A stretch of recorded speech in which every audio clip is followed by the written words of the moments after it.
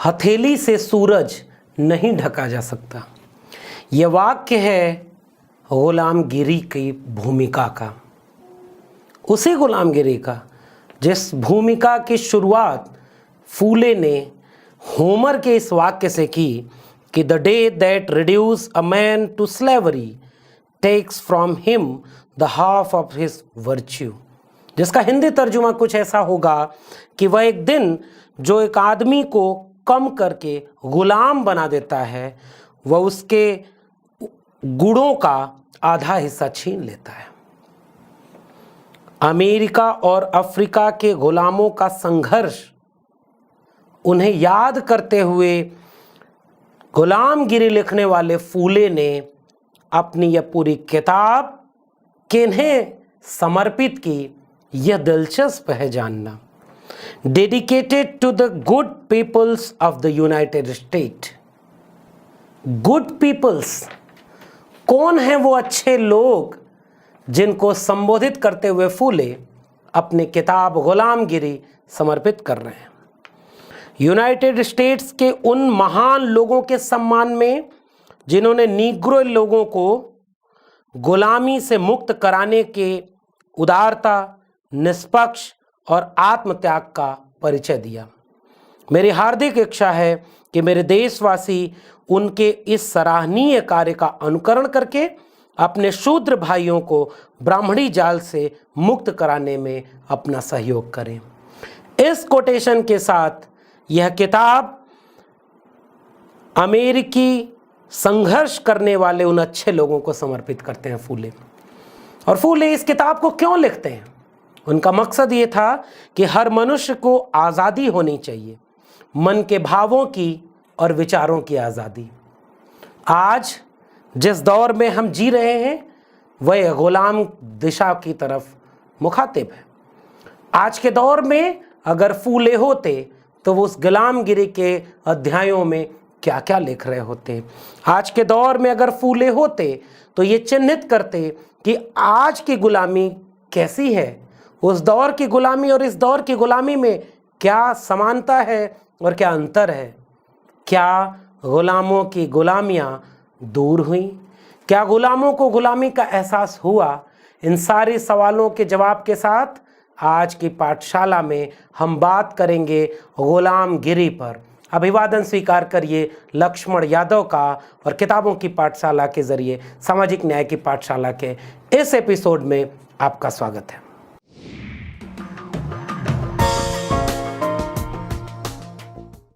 गुलामगिरी 1873 के आसपास का वो दौर जब मध्य भारत में पश्चिमी इलाके में क्रांति का बिगुल बज रहा था। वह क्रांति जो डॉक्टर अंबेडकर के शब्दों में पारिवारिक समाज सुधार नहीं थी, पारिवारिक सुधार से आगे बढ़कर के असल मायनों में जो भारतीय पुनर्जागरण का समाज सुधार था, उसकी अगुवाई करने वाले शख्स थे ज्योतिबा फूले। बुद्ध और कबीर के बाद ज्योतिबा फूले को अपना गुरु मान करके अपनी महत्वपूर्ण किताब शूद्र कौन थे उसे समर्पित किया डॉक्टर अंबेडकर ने। उस पूरे व्यक्तित्व का एक महत्वपूर्ण हिस्सा है गुलामगिरी। गुलामगिरी पुस्तक हर व्यक्ति को क्यों पढ़नी चाहिए, आज की पाठशाला में मैं यह बात आपके सामने रखने जा रहा हूं। सबसे महत्वपूर्ण बात क्या है? इस किताब को ज्योतिबा फूले ने 12 आने सामान्य लोगों के लिए मूल्य के रूप में रखा और शूद्र अतिशूद्र गरीबों के लिए 6 आने रखा। आज के बौद्धिकों को इस बात से ये सबक लेना चाहिए कि हमारी बौद्धिक काम, हमारी किताबें, हमारी बातें जिनके लिए हैं उन तक पहुंच रही हैं कि नहीं। फूले ने वह काम किया और इस किताब का मूल्य उनके लिए आधा रखा और अमेरिका के गुलाम निग्रो जो थे उन्हें समर्पित किया, जिन्होंने विद्रोह करके अपनी लड़ाई लड़ी और बराबरी का एहसास दिलाया। इस पूरी किताब की भूमिका में ज्योतिबा फूले सबसे पहले एक महत्वपूर्ण बात कह रहे हैं, जिसके लिए वो कह रहे हैं कि यह किताब उन्होंने क्यों लिखी। जब से देश में ब्राह्मणों की सत्ता कायम हुई तब से लगातार शूद्र अतिशूद्र समाज के लोग जुल्म और शोषण के शिकार होते रहे। ये लोग हर तरह से यातनाएं झेल रहे हैं। इन लोगों को गंभीरता से सोचना चाहिए। इसके आगे ये लोग अपने को ब्राह्मण पंडा पुरोहितों के जुल्म से कैसे मुक्त कर सकते हैं, इस पर विचार करने की जरूरत है और उस विचार के लिए पुस्तक लिखी गई है। इस पुस्तक में कई अध्याय हैं। सिलसिलेवार तरीके से मैं जब इस पुस्तक को पढ़ता हूं तो मैं इसे 2 खंडों में बांटकर देखता हूं। पहला खंड वो है जिसमें भारत के परंपरागत मिथकीय चरित्र जितने रहे हैं उन पर संवाद किया गया है। और वह संवाद किससे है? घोंडिबा से। कौन थे घोंडिबा जिनसे यह संवाद की शक्ल में किताब लिखी गई? वही थे जिन्हें ब्राह्मणों ने ज्योतिबा फूले की हत्या करने के लिए भेजा था। और जब वो हत्या करने के लिए पहुंचते हैं और ज्योतिबा फूले जाग जाते हैं, देख लेते हैं, तो वो पूछते हैं कि तुम मेरी हत्या क्यों करना चाहते हो? तो उन्होंने कहा कि इस काम के लिए मुझे 1000 रुपए मिलेंगे। तो ज्योतिबा फूले ने कहा इसका मतलब तुम गरीब हो इसलिए हत्या करने आए हो, तो मैं तुम्हारे काम के बीच में नहीं आऊंगा। और ऐसे बदलाव आता है उस शख्स में और घोंडिबा ज्योतिबा फूले के सबसे प्रमुख सहयोगी बनते हैं, शिष्य बनते हैं, जिनसे संवाद की शैली में पूरी गुलामगिरी पुस्तक लिखी गई है। घोंडिबा के सवाल हैं और ज्योतिबा फूले के जवाब हैं। तो पहला हिस्सा जो पूरी किताब का है, इसमें जैसे मिथकीय चरित्रों पर बात की गई है। और उन चरित्रों पर क्यों बात की गई है पता है?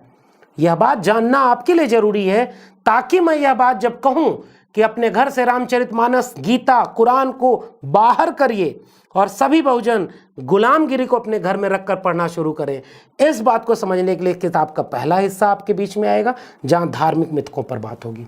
और किताब का आखिरी वाला हिस्सा वह हिस्सा है जहां शिक्षा पर बात की गई है, शिक्षा और रोजगार पर बात की गई है। इस लिहाज से यह किताब अपने दौर की सबसे अहम किताब है और राष्ट्र निर्माण के कार्य में सबसे अगुवाई करने वाले कुछ विचारों में से एक विचार गुलामगिरी में समाहित है।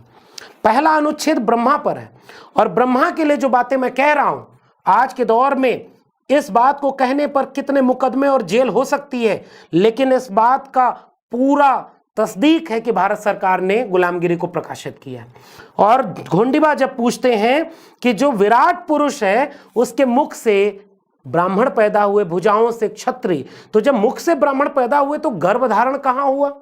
जब ब्राह्मण पैदा हो गए तो स्तनपान कैसे किया? ब्राह्मण पैदा हो गए तो ये इन सारे लोगों को मासिक धर्म मुख से कैसे?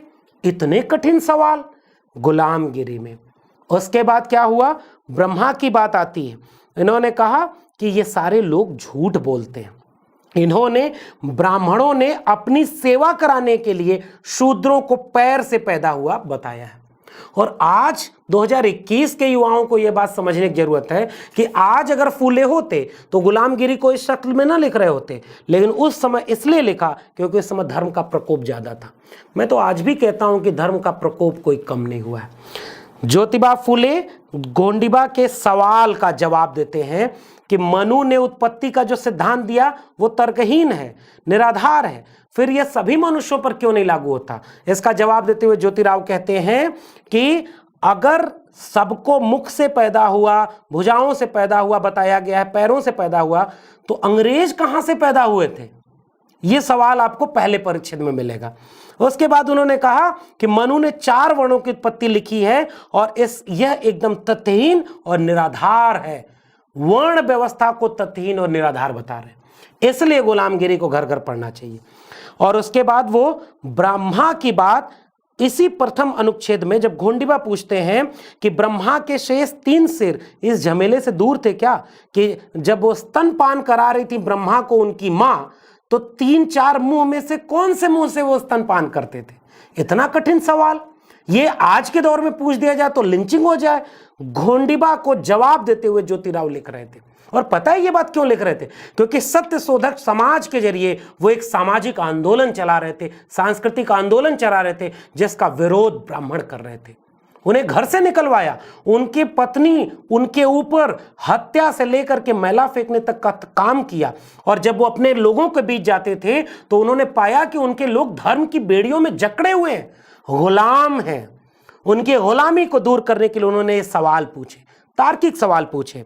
और उन्होंने कहा कि आपकी क्या राय है, ब्रह्मा ने सरस्वती जो कि उनकी पत्नी थी, उसके बाद भी कैसे उनका बलात्कार करते हैं। ज्योतिराव कहते हैं, गाली देते हुए, मैं गाली का उच्चारण यहां नहीं कर रहा हूं, लेकिन आप गुलामगिरी का पहला अनुच्छेद पढ़िए, उसमें लिखा कि उसे, यह चरित्रहीन शब्द मैं उसकी जगह प्रयोग कर रहा हूं, किया जाए तो उसने क्या, सरस्वती नाम की अपनी कन्या से ही संभोग किया था, इसलिए उसको अपनी बेटी का बलात्कार करने वाला कहना चाहिए। इसी बुरे कर्म के कारण उसकी कोई पूजा नहीं करता।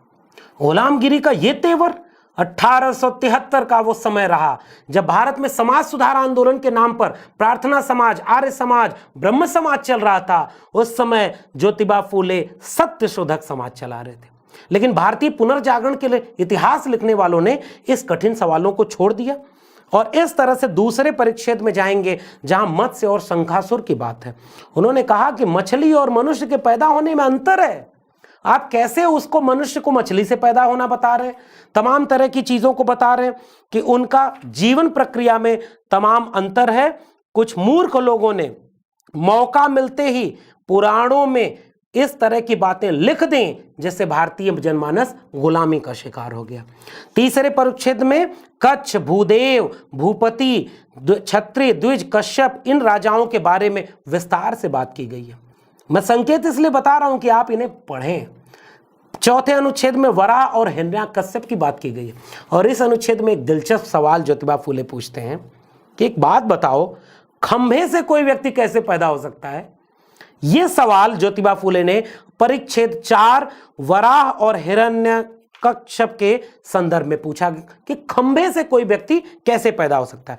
परिच्छेद 5 में निरसंग, हिरण्यकश्यप और प्रहलाद के संबंध में फिर से वही बात की और उसको विस्तार से कहा कि क्योंकि यदि वह खंभे से पैदा हुआ माना जाए तब उसकी गर्भ की नाल दूसरे किसी व्यक्ति ने काटी होगी और उसके मुंह में दूध का स्तन दिए बगैर वो कैसे जिया होगा। बाद में किसी न किसी दाई का या बाहर का दूध पिए बगैर वो छोटे से बड़ा कैसे हुआ। शायद यह भी हो सकता है, लेकिन सृष्टि में इस तरह की कुछ भी घटते हुए नहीं दिखाई देता। यह तो सृष्टि के नियम के विरुद्ध है। ये कथाएं झूठ पर आधारित हैं जो आम शूद्र और अतिशूद्रों को गुलाम बनाने के लिए लिखी गई हैं। निसृंग स्वभाव से लालची, धोखेबाज, विश्वासघात करने वाला, विनाशकारी, क्रूर और भ्रष्ट था। आप जिनकी पूजा करते हैं, फूले उनके लिए ये सब लिख रहे हैं। क्यों? क्योंकि वो कह रहे हैं कि इन चीज़ों के जरिए आपने गुलाम बनाया। छठे अनुच्छेद में वराह को गलीच गैंडा कहते हैं और कहते हैं कि ये शक्ल ने, इस व्यक्ति ने किसानों को, मराठा किसानों को क्या दिक्कतें हैं इसकी कोई चिंता नहीं उन पुराणों में। और वराह जिस पर पृथ्वी इस तरह से लगा दिया गया कि वह पृथ्वी पर टिका हुआ है। उन्होंने कहा कि बलि तो आम शूद्र अतिशूद्र राजा था और जहां जहां प्रसंग आया है वहां ज्योतिबा फूले ये कहते हैं कि चाहे राक्षस का प्रसंग हो, चाहे असुरों का प्रसंग हो, ये कृषक, कामगार, शूद्र अतिशूद्र थे और इन्हें क्या बना दिया गया, राक्षस, असुर। इस किताब के जरिए वो आपकी गुलामी को दूर करने की बात करते हैं। इसके आगे जब आप इस किताब को पढ़ेंगे तो वो कह रहे हैं कि 3 कदम में धरती नाप लिया वामन में। वामन की बात करते हुए ज्योतिबा फूले अपने इस परिच्छेद में कह रहे हैं कि उस वामन ने भिखारी का रूप धारण किया और बलिराज को अपने कपट में, छल कपट में फंसा लिया और उसने बलि राजा से 3 कदम धरती का दान मांगा। बलिराज ने सीधेपन में दान दे दिया। दान का कवच मिलने के बाद भिखारी व्यक्ति आदमी बन गया और उसने सारी धरती और आकाश को 2 कदमों में नाप दिया। अब सवाल सुनिए ज्योतिबा का, इस गलीच गैंडे को, गलीच गैंडे ने अपने 2 कदमों से सारी धरती और आकाश को नाप लिया था। तब उसके पहले ही कदम के नीचे कई कई गांव और कई कई लोग दब गए होंगे और उन्होंने जाने कितने निर्दोष गांव वालों की हत्या कर दी होगी। दूसरी बात, उस गलीच गैंडे ने जब अपना दूसरा कदम आकाश में रखा होगा तो आकाश में बहुत सारे सितारे होने से एक दूसरे से वो सितारे टकरा गए होंगे। तीसरी बात, उस गलीच गैंडे ने अपने दूसरे कदम से अगर सारा आकाश हड़प लिया तो शरीर का, कमर का ऊपर का हिस्सा कहाँ रहा होगा। ये सवाल है। मैं सवाल पूछते हुए इस प्रसंग में भागवत पुराण से लेकर के तमाम धार्मिक किताबों को ज्योतिबा फुले गुलामगिरी का वाहक बनाते हैं। 7वें अनुच्छेद में फिर से राक्षसों पर ब्राह्मणों की हिंसा की बात करते हैं, कृषक जातियों पर, शूद्र अतिशूद्र जातियों पर वंचना की बात करते हुए शिवाजी को याद करते हैं। इस अनुच्छेद को, 7वें अनुच्छेद को शिवाजी की वजह से आपको पढ़ना चाहिए। 8वें अनुच्छेद में परशुराम का जिक्र आता है। जी, वही परशुराम जिनकी मूर्ति बनाने के लिए आमादा कुछ नेताजी लोग वोट पाने के नाम पर फूले जयंती भी मनेगी और परशुराम जयंती भी मनेगी। ज्योतिबा फूले जिन्होंने पिछड़ी जाति के लोगों को शूद्र कहा, दलित जाति के लोगों को अतिशूद्र कहा, और इन सब को मिलाकर के वो कहते हैं कि यह जो परशुराम था यह चांडाल, अतिशूद्र, महार, अछूत, मातंग इन जातियों के लोगों का शोषण करता था और उन्हें ऐसा नाम दे दिया जिनके नाम पर गालियां बनने लगी। इन्होंने कहा कि परशुराम स्वभाव से उपद्रवी, साहसी, विनाशी, निर्दयी, मूर्ख और नीच प्रवृत्ति वाला था। उसकी मूर्ति बनाने वाले लोगों को पढ़ना चाहिए गुलामगिरी का 8वां परिच्छेद, जहां दूसरे पैराग्राफ में वो कहते हैं कि युद्ध में लड़ने वाला वह एक दैत्य था और उसने क्षत्रियों का विनाश किया। परशुराम के लिए वो कहते हैं कि अगर तुम हो तो वापस आओ। 9वें अनुच्छेद में फिर से ब्रह्मा और जादू टोने पर कटाक्ष करते हैं, वेद मंत्रों पर कटाक्ष करते हैं, उससे मुक्त होने की बात करते हैं। 10वें परिच्छेद में शंकराचार्य पर सवाल उठाते हुए गौतम बुद्ध और बुद्ध के विचारों की हत्या करने वाला शंकराचार्य को ठहराते हैं। और उन्होंने क्या कहा, शंकराचार्य के इस हमले में उसके लोगों ने बौद्ध धर्म के कई लोगों को कोल्हू में ठूंस कर मार दिया और उनके ग्रंथ जला दिए। इसलिए गुलामगिरी घर घर पढ़ना जरूरी है। और उन्होंने क्या कहा, ब्राह्मण कहते थे ज्ञान और पूजा संस्कृत में हो सकती है और संस्कृत में ही होनी चाहिए। 10वें अनुच्छेद में बता रहे हैं कि जैसे ही अंग्रेजी आई, ब्राह्मणों ने अंग्रेजी सीखी, अंग्रेजी में नौकरियां ली और पूरे पूंजी पर कब्जा कर लिया और शूद्रों अतिशूद्रों को पढ़ने तक नहीं दिया। 11वें अनुच्छेद में अधर्मी मदारी और कलम कसाई ब्राह्मणों को कहते हुए कहते हैं कि इन अधर्मी मदारियों और झगड़ालू पूर्वजों ने हमारे देश में दकियानूसी बातें फैलाई। सरकारों को ब्राह्मण परस्त होने से बचना चाहिए और शिक्षा की तरफ जाना चाहिए। 12वें अनुच्छेद में जाते आते ये दूसरा हिस्सा शुरू होता है जो 12वें अनुच्छेद, 13वें अनुच्छेद और 14वें 15वें अनुच्छेद तक आता है। और सारांश इसका अगर मैं बताऊं तो खेती बाड़ी, किसानी, मजदूरी, शिक्षा, शिक्षा पर खर्चा, शिक्षा विभाग पाठ्यक्रम कैसे बनाए जिससे शूद्र अतिशूद्र ब्राह्मण की मानसिक गुलामी से दूर हों, अपने पुश्तैनी पेशे को लेकर सजग हों और अंग्रेज राज में किस तरह से अपना विकास कर सकें। एक बहुत महत्वपूर्ण कोटेशन जो मैं जरूर पढ़ना चाहूँगा कि सरकारी शिक्षा के लिए उन्होंने कहा कि अंग्रेजी राज आया है, हमेशा नहीं रहेगा, इसलिए शूद्रों अतिशूद्रों को अंग्रेजी राज के रहते ब्राह्मण और पुरोहितों से मुक्ति, गुलामी से मुक्ति की बात मान लेनी चाहिए। भारतीय ज्ञान मीमांसा के अकादमिक संस्थानों ने ज्योतिबा फुले को अंग्रेज परस्त साबित किया कि वो अंग्रेजों के दलाल थे। अंग्रेजों की मुखालफत करने वाला ज्योतिबा फुले जैसा विचारक वो ये कहता है कि अंग्रेज हमेशा नहीं रहेंगे, लेकिन अंग्रेज चले जाएं और फिर से हजारों साल के ब्राह्मणों का गुलाम ये देश हो जाए। यह बात सजग करने के लिए वो कहते हैं शिक्षा ही मुक्ति देगी। गुलामगिरी के पहले अध्यायों में, पहले हिस्से में मिथकों से दूर होने की बात करने के बाद ज्योतिबा फुले आखिरी के परिच्छेदों में शिक्षा के जरिए मुक्ति की बात करते हैं। और परिच्छेद 16 में ब्रह्म राक्षसों के उत्पीड़न के अंत की घोषणा करते हुए कहते हैं कि जिस दिन 4 काम कर लोगे, शूद्रों को ब्रह्म राक्षसों की गुलामी से इस प्रकार मुक्त होना चाहिए। ब्राह्मण, पंडा, पुरोहित इन सबको हर अपने सार्वजनिक काम से बाहर करना चाहिए। आज 150 साल बाद क्या हम ऐसा कुछ कर पाए हैं? यह सवाल है मेरा आज के युवाओं से।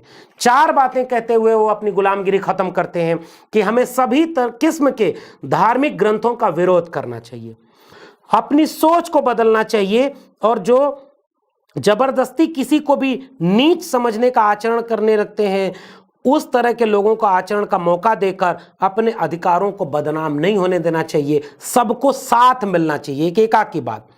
तीसरी बात, जो गुलाम यानी शूद्र दास हैं वो अपने निर्माता को मानकर नीति के अनुसार साफ सुथरा उद्योग करने का निश्चय करें और अपना आचरण करें। इस बात का मुझे विश्वास होने पर मैं उनको केवल अपने परिवार के भाई की तरह मानकर उनके साथ प्यार से खाना पीना करूंगा, चाहे वो किसी भी देश के रहने वाले हों। वैश्विक एका, गुलामों की, शूद्रों की। हम कार्ल मार्क्स को याद करते हैं कि दुनिया के मजदूरों एक हो जाओ, तुम्हारे पास खोने के लिए कुछ नहीं है, खोने के लिए केवल बेड़ियां हैं, पाने के लिए सारा आकाश है। भारतीय संदर्भ में अगर कार्ल मार्क्स से बड़ा विचारक अगर मैं किसी को मानूंगा तो वो ज्योतिबा फूले। वो कहते हैं कि दुनिया भर के शूद्र अति शूद्र एक हो जाओ, और इस तरह से गुलामी से मुक्ति की बात करते हैं। और फिर वो कहते हैं कि जितने लोग मुक्त होंगे इस ब्राह्मणवादी शास्त्रीय धार्मिक कर्मकांडों से, अगर मानसिक तौर पर हम गुलाम हो गए तो हमें बराबरी की दुनिया बनाने से कोई रोक नहीं पाएगा। इसलिए गुलामगिरी को घर घर पढ़ाने की जरूरत है। आज नई शिक्षा नीति के नाम पर आपके स्कूलों से लेकर के विश्वविद्यालयों को बर्बाद किया जा रहा है। शिक्षा पर खर्चा घटाया जा रहा है, रक्षा बजट बढ़ाया जा रहा है, गौशाला बजट बढ़ाया जा रहा है, गंगा साफ करने का बजट बढ़ाया जा रहा है, कुंभ मेला का बजट बढ़ाया जा रहा है, स्कूल बर्बाद किए जा रहे हैं। सरकारी पैसे से चलने वाले स्कूल बंद हो रहे हैं और सरकारी पैसे से गौशालाएं खोली जा रही हैं।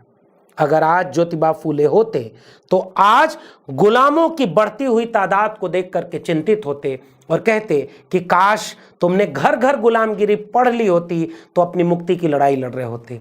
इसलिए मैं आपसे अपील करूंगा कि आज के युवाओं को छोड़ दीजिए परशुराम, ब्रह्मा, वराह, मिहिर, मत्स्य। अगर आप राम मंदिर में चंदा देते हैं तो गुलामगिरी आपको पढ़नी चाहिए। अगर आप स्कूल की बजाय मंदिर मस्जिद की लड़ाई में शामिल हैं तो गुलामगिरी आपके लिए है। अगर आप नई शिक्षा नीति का विरोध नहीं कर रहे, अगर आप रोजगार के लिए चिंतित नहीं है, अगर आप शूद्र अति शूद्र बन करके ब्राह्मणवादी धर्मशास्त्रों से मुक्त नहीं हुए तो गुलामगिरी आपके लिए आज भी प्रासंगिक है, घर घर में पढ़ी जानी चाहिए। इसलिए आज पाठशाला के पहले हिस्से में मैं आपसे परिचय कराया गुलामगिरी से।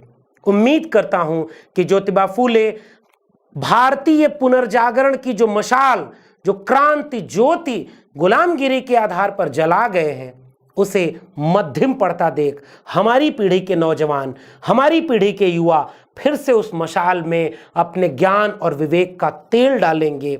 आग जलेगी और उसमें न्याय और बराबरी का समाज हम बनाने में सफल होंगे। आप देख रहे हैं सामाजिक न्याय की पाठशाला। आपको ये पाठशाला कैसी लगी? अपनी टिप्पणी, अपने सुझाव और सलाह जरूर दीजिएगा। बहुत बहुत धन्यवाद।